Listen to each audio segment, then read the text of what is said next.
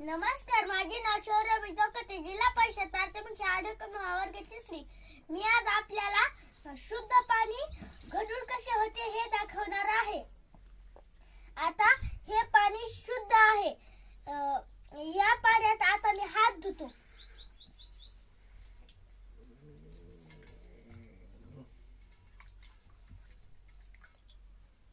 हे पहा, आता या ठिकाणी हे पाणी गढूळ झालेलं दिसत आहे. माझ्या हाताला माती लागली, खेळताना माती लागली होती. ती माती आता या शुद्ध पाण्यात मिक्स झाली, म्हणून हे पाणी गढूळ झाले. माझे हात आता स्वच्छ निघलेले आहेत, धुवून निघलेले आहेत.